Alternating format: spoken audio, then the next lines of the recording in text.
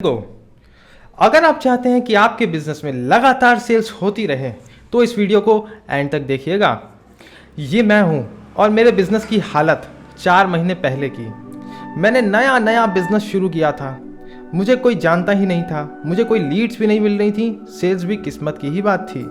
Cold calling करके भी 50 में से एक सेल हो रही थी। 3 साल में से जो सपना देख रहा था सब टूटता दिखाई दे रहा था।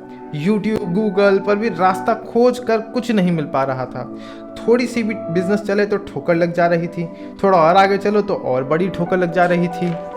मैं परेशान सोचता रहा कि यार कैसे चलेगा सब कुछ और कब तक चलेगा। ऐसा नहीं है कि मैंने कोशिशें नहीं करी, कुछ निशाने पे लगी भी और कुछ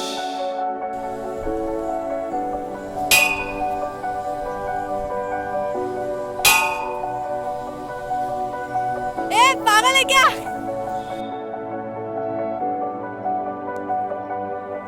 हंसिए मत, आप यकीन नहीं करेंगे, मैंने पंडित से झाड़ फूक भी करवाई पर फिर भी कोई फायदा ना हुआ।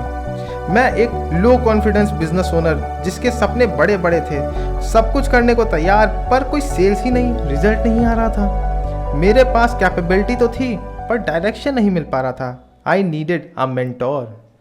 एक दिन मैंने एक वर्कशॉप करी, उसमें कोई कह रहा था कि 3 दिन में सेल्स होना स्टार्ट। मैंने कहा whatever it takes I will do, बस सेल्स करवा दो मेरी।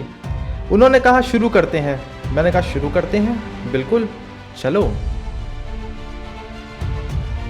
वो अभी सर थे, उन्होंने मुझे वीडियोस बनवाए, वेबिनार्स करवाए, डायरेक्शन दिया, कैसे क्या करना है सिखाया। वो बोले अटेंडेंस पूरी रखो, बाकी मैं देख लूँगा। Also he said whatever it takes.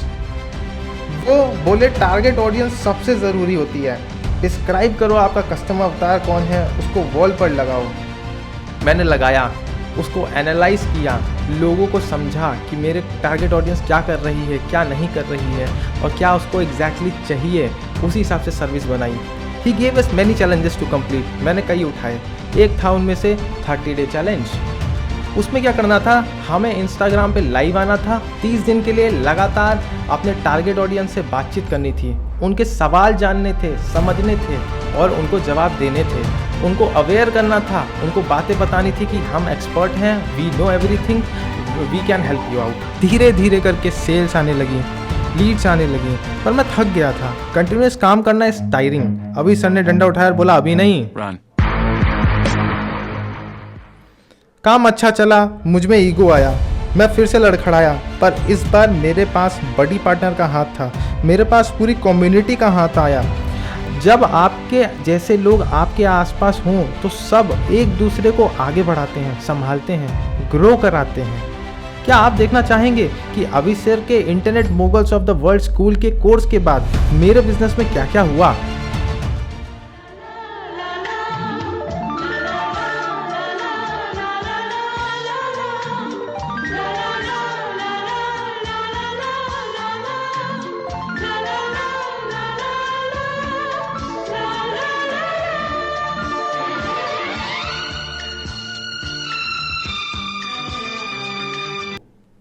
लोग मुझे जानने लगे, पहचानने लगे, मेरे पास लीड्स आने लगे, सेल्स आने लगी, बिना किसी कोल्ड कॉलिंग के।